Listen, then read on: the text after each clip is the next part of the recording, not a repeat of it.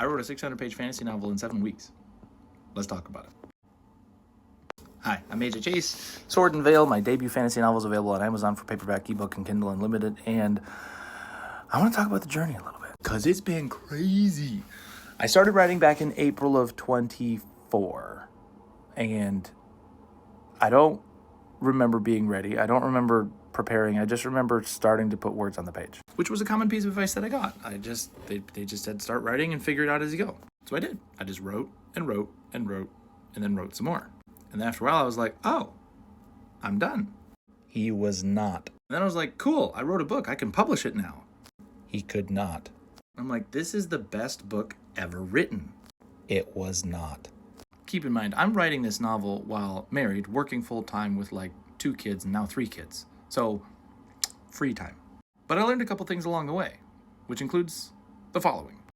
1, writing the book is like 30% of the work, 20% of the work. Getting the story down is really fun, and getting the story down is important. But there's so much more after that. You have to revise, you have to edit, you have to market, there's so much more work. Writing the story is the fun part.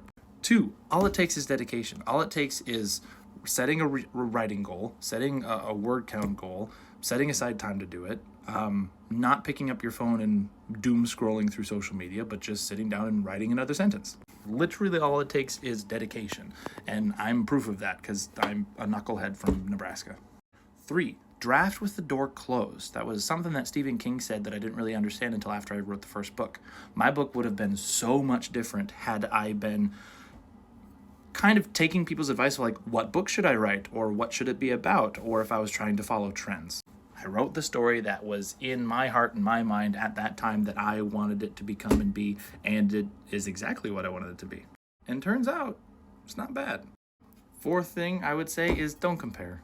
I stopped reading when I was writing and drafting those books because I couldn't read and compare. And I was comparing my first draft, first novel, work in progress, steaming pile of grammar with a fully polished, edited novel where an author had an entire team behind them. And that's not fair. That's not a fair comparison. And now that I have the fully polished, edited, revised, published copy of my first book, okay, yeah, now it's comparable.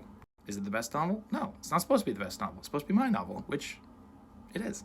Originally, I hesitated to publicize that I drafted the book so quickly because I figured half the people would then think that it was just a steaming pile of nonsense that I didn't spend time thinking about, and the other half of the people would think that I'm bragging.